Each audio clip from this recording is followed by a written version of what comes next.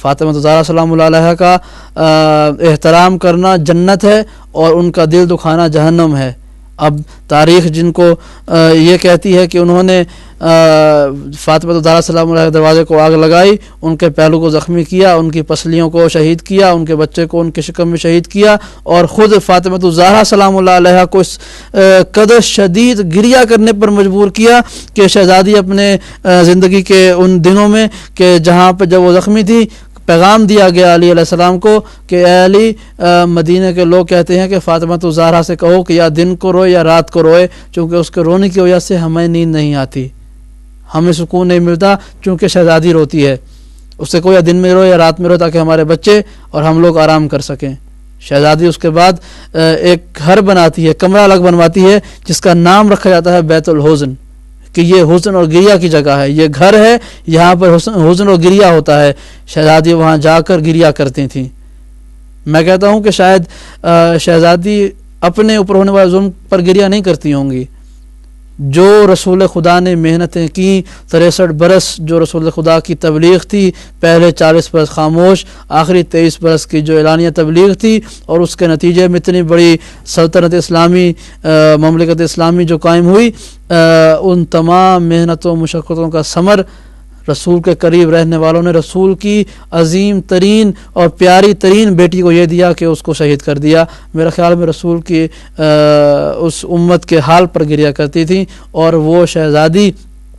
کہ جس کو رسول خدا نے اپنی آنکھوں کی ٹھنڈک کہا، اپنے آنکھوں کا نور کہا،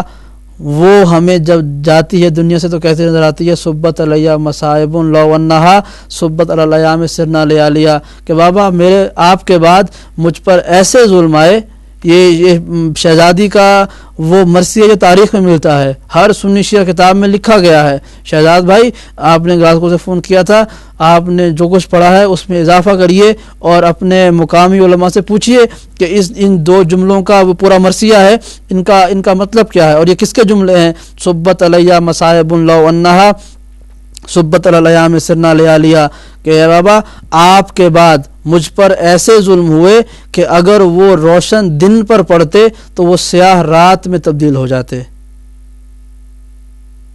لوگ ہم سے پوچھتے ہیں کہ ہم کیوں کسی کے غم میں گریہ کرتے ہیں، ماتم کرتے ہیں۔ اگر آپ کی بہن یا میری بہن جو کہ غیر معصوم ہے، ان سے خطا کے امکان بھی ہیں، گناہ بھی سرزد ہوتے ہیں، ہم انسان ہیں، ہم سے گناہ سرزد ہوتی ہیں، اگر ہمارے سامنے ہماری بہن یا ہماری ماں یا ہماری بیٹی یہ کہتی نظر آئے کسی اپنے بزرگ کو کہ آپ کے بعد ایسے ظلم ہوئے کہ دن پر تو رات بن جاتے، تو کیا آپ گریہ نہیں کریں گے؟ اس سے پوچھیں کہ اس کا دل کتنا دکھا ہوا ہے۔ وہ غیر معصوم ہے، جذباتی ہے، اس پہ جذبات کا اثر ہوتا ہے، اس پہ تکلیفیں بڑی جلدی اثر انداز کر لیتی ہیں۔ عورت ویسے بھی جذباتی ہوتی ہے فطرت میں، تو کیا آپ اس کے اندازہ کس قدر دکھا ہوا دل ہے اس معصوم بچی کا کہ جو اس طرح سے یاد کر کے رو رہی ہے، غیر معصوم ہو کے بھی۔ اور وہ معصوم بی بی، رسول کی تربیت یافتہ بی بی، جس کو رسول خدا نے خود تربیت کی ہو، اور رسول کے جانشینوں کی تربیت کرنے والی بی بی، جس کے گھر سے سلسلہ ولایت، جس کے گھر سے سلسلہ امامت عصمت شروع ہوتا ہے، وہ بی بی یہ کیسے نظر آتی ہے کہ مجھ پر ایسے ظلم آئے کہ اگر وہ دن پر آتے تو وہ سیاہ راتیں بن جاتی۔ اب اندازہ لگائیے گا، سوچئے گا، ارباب انصاف جن کے پہلوؤں میں دل ہے، آپ خود سوچئے گا اگر تاریخ میں یہ جملے ثابت ہو جاتے ہیں، فاطمہ الزہرا سلام اللہ علیہا نے کسی بھی مقام پر، کسی بھی وجہ سے، کسی بھی موقع پر، کہیں بھی اگر یہ جملہ کہا ہے، تو سوچئے گا کہ اس کا دل کتنا دکھا ہوا ہوگا، کس قدر غمگین ہوگی وہ بی بی کہ جو رسول سے شکایت کر رہی ہے کہ بابا ایسے ظلم ہوئے ہیں مجھ پر کہ اگر دن پر ہوتے تو وہ رات بن جاتے۔ اس کا دل کتنا دکھا ہوا ہوگا۔ اگر ہم اس قدر تکلیف پہنچانے والے کو مجرم قرار دے دیتے،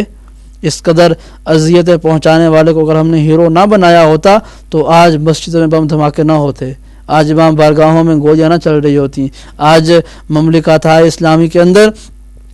ظالم اور مظلوم برابر نہ کھڑے ہوئے ہوتے۔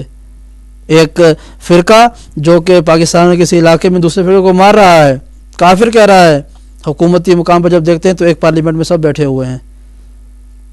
وہ اس کی پارٹی میں، وہ اس کی پارٹی میں، وہ حکومت کا حصہ ہے، وہ غیر حکومت کا حصہ ہے، وہ اپوزیشن کا حصہ ہے، اور جس مسلک سے وہ عقیدے سے تعلق رکھتے ہیں وہ برابر بیٹھے ہوئے ہیں، عوام جو ہے ایک دوسرے کو مار رہی ہے۔ یہ اس تعلیم کی کمی کا نتیجہ ہے کہ جس سے ہمیں دور رکھا گیا۔ وہ تاریخی حقائق ہم تک نہیں پہنچائے گئے کہ جن کا پہنچانا ہمارے لیے ضروری تھا۔ آج میں یقیناً اہل بیت ٹی وی کے ایک فرد کی حیثیت سے کم، بلکہ ایک ناظرین کی حیثیت میں سے اگر میں ناظرین میں ہوں تو میں یقیناً اس بات کو جہاں پر میں نے یہ تمام گفتگو کی، مجھے قلبی طور پر بھی سکون کچھ مل رہا ہے کہ میں نے کہیں نہ کہیں کسی نہ کسی شخص کو کسی نہ کسی طریقے سے